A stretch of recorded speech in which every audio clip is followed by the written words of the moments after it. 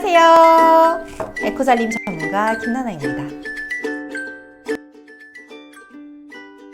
오늘 저는 여러분들한테 이 화농성 여드름, 그래서 농이 많이 진 여드름을 가지신 분들한테 굉장히 좋은 추출물애들 여러분들한테 좀 소개시켜 드리려고 해요. 그래서 여드름성 피부들, 그래서 농이 또 많이 져가지고 얼굴에 이걸 도대체 여드름을 어떻게 해야 되나 많이들 물어보셔가지고요. 여드름을 가진 분들한테 굉장히 좋은 추출물을 좀 소개시켜 드리려고 합니다. 그 첫 번째는요, 바로 이것입니다. 이것은 양모밀 추출물이라고 되어 있는데요. 양모밀이라고 하면 여러분들이 사실 잘 모를 수 있어요. 그런데 이렇게 말하면 다들 아실걸요? 어성초. 그건 아시죠? 네, 바로 이 어성초 추출물을 식품의약품 안전처에서는 양모밀 추출물로 변경해서 부르고 있습니다. 구버전이 어성초 추출물, 현버전이 양모밀 추출물인데요. 말 그대로 이파리가 모밀과 닮았는데 약성이 있는 약초이기 때문에 약모밀이라는 뜻을 가졌어요. 그래서 이제는 여러분들도 어성초 추출물이라고 부르시기보다 약모밀 추출물이라고 부르시는 게 현대인이라고 할 수 있죠. 왜냐하면 식약처에서 이렇게 이름을 바꿨으니까요. 자, 그러면 이 어성초를 먼저 보자면, 어성초라는 이름을 왜 가졌냐면 생선 비린내가 나는 풀이란 뜻입니다. 그래서 물고기 어자에 비린내 성자에 풀초자를 가지고 있거든요. 생선 비린내가 나는 풀이고 번식력이 굉장히 좋은 풀이기도 합니다. 자, 그런데 이게 어디에 좋냐? 얼굴에 염증 중에서도 누렇게 고름이 핀 그거를 잡아주는데 얘만한 게 없다라는 거예요. 그래서 예로부터 어성초는 고름을 뽑아내는 굉장히 유명한 약초였습니다. 가벼운 피부염은 물론 얼굴에 이렇게 고름이 잡히는 여드름을 사용하기 굉장히 좋고요. 또 이거 자체가 천연 항생제로도 굉장히 유명한데요. 예전에 태평양 전쟁 때 일본군이 이걸 굉장히 잘 사용을 했는데요. 자신들이 주둔하고 있는 그 주변에 어성초를 심었다고 해요. 그래서 이 어성초를 다려가지고 병사들한테 쓰거나 또는 진리기여가지고 썼다는 기록들이 남아있을 정도로 어성초는, 왜냐면 이제 전쟁하게 되면 상처가 많이 나고 거기에 고름이 많이 생기잖아요. 바로 거기에다가 바로 이 어성초를 썼다라는 거죠. 그래서 이 양모밀 추출물은 정말 예전부터 지금까지 굉장히 유명한 많이 사용되고 있는 추출물입니다.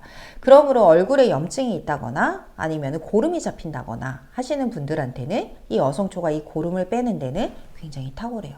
자, 그런데 이거 하나만 쓰는 것보다요, 제가 오늘 또 하나 추천드릴 거는 여러분들이 잘 모르시는 약초일 수도 있고, 또 약초에 대해서 좀 아시는 분들은 아주 쉬운 약초일 수도 있는데, 그것은 바로 이 쇠비름 추출물입니다. 이 쇠라고 하는 거는 바로 소를 의미하고요.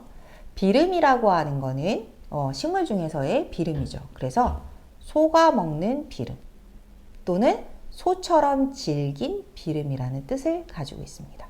이 쇠비름은요, 굉장히 번식력이 좋아요. 그래서 중세 아랍에서는 뭐라고 얘기했는지 아세요? 미친 풀이라고 했답니다. 그 정도로 너무 번식력이 좋아요. 그래서 쇠비름을 뽑아가지고요, 잡초니까 뒤집어 놔도요, 얘가요, 비만 좀 오잖아요? 그러면 그 뿌리가 다시 땅으로 내려가면서 다시 자란다고 합니다. 그래서 얘네들은 뽑아가지고 바짝 말리거나 아니면은 삶아버려야 된다 하더라고요. 그 정도로 번식력이 좋다고 합니다. 자, 그러니 우리 농부님들한테는 얼마나 힘들겠어요. 이 잡초인데. 근데요, 이 피부 질환에는 너무너무 좋은 약초입니다. 잡초가 아니에요. 쇠비름 추출물은 곤충에 물렸을 때 피부가 붉고 가렵잖아요. 사실 이 쇠비름 추출물이 거기에도 굉장히 효과적이에요. 벌겋게 된 것을 가라앉히는 효과가 있습니다. 자, 이 쇠비름은요, 다른 말로는 마취현이라고도 합니다. 말 맞자에 이빨 치자에 비름 현자. 비름이라고 그랬죠? 비름 현자를 따서 마치연이라고도 하고요. 요게 또 오행초라고도 불립니다. 무슨 뜻이냐면 이파리는 푸르고 꽃은 노랗고 줄기는 붉고 뿌리는 하얗고 씨는 까맣다. 그래서 이 5가지의 색상을 다 가지고 있어서 오행초. 또 이 오행이라고 하는 뜻이 5가지의 기운도 가지고 있잖아요. 5가지의 색깔과 5가지의 기운을 가지고 있어서 원래 이 비름을, 쇠비름을 전초, 모든 것, 이파리부터 시작해서 줄기, 꽃, 씨, 뿌리까지 다 먹게 되면 우리 몸에 이만한 보약이 없더라고 하더라고요. 자, 그런데 우리는 먹을 거 아닙니다. 먹는 거 아닙니다. 피부에 바를 거예요. 그럼 얘가 피부에 발랐을 때 뭐가 좋냐? 예전에 제 또래들은, 제 또래부터 제 이상들은 잘 아실 건데 이명래 고약이라고 아세요? 생각나시죠? 그 까만 고약, 거기 이렇게 진리겨, 한지 같은데 진리겨가지고 불을 싹 붙인 다음에 어디에다 붙이셨어요? 종기에 붙였죠. 네, 맞습니다. 바로 이 쇠비름은 예전부터 어디에 사용됐냐면 바로 종기, 종창 이런 데 써왔다라는 거예요. 농을 뺀다라기보다 얘는 푹 파인 피부를 살을 메꾸는 역할을 합니다. 자, 그래서 예전 자료들을 보면요, 흉터에 써왔다라고 하는 굉장히 유명한 이야기들도 있어요. 그래서 흉터에 이 쇠비름을 계속 발랐을 때 흉터가 사라지는, 또 아무는, 그러면 또 어디에 좋을까요? 욕창 이런 데도 굉장히 잘 듣겠죠. 그래서 욕창이나 이렇게 피부 궤양, 뭔가 푹 파인 곳, 이거를 좀 메우는 역할을 하는 게 바로 이 쇠비름이라는 겁니다. 자, 그럼 농을 빼는 거는 양모밀이 해줄 거고요. 살을 채우는 건 얘가 해주겠죠. 그러므로 화농성 여드름이 많은 분들은 얘 하나만 쓰시는 것보다는 2가지를 함께 쓰시면 시너지 효과가 납니다. 자, 이렇게 추출물이라고 하는 거는요, 단독으로 사용하시는 것보다 뭔가를 섞어서 레이어드를 하면 그만큼 시너지 효과가 확 난다라는 거. 그래서 오늘 저는 얘와 얘를 한번 섞어 볼 건데요. 여기에 하나를 더하자면 뭘 이렇게 자꾸 더하냐고.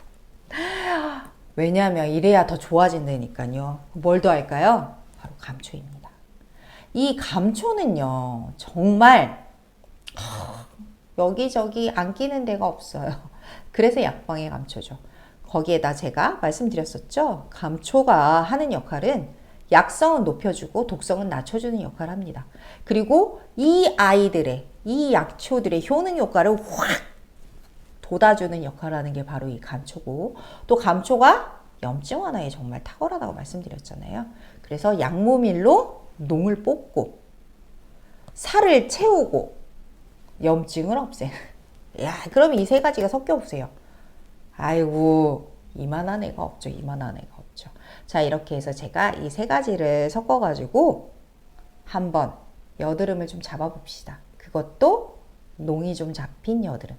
자, 그러면 꼭 여드름에만 쓰지 않아도 된다는 말씀이에요. 아토피가 너무 심해서 고름이 잡다. 거기에 쓰셔도 되게 좋겠죠? 아니면 뭐 욕창이 있는 분들이 있으시다. 거기에 쓰셔도 되게 좋으실 것 같아요. 굉장히 오랫동안 누워 계신 분들은 사실 피부에 궤양이 되게 많잖아요. 그렇죠? 당연히 항생제 연고 쓰셔야 됩니다. 자, 항생제 연고를 썼는데 그거 말고도 이제 매일같이 스킨처럼 바르고 싶은 것도 있잖아요.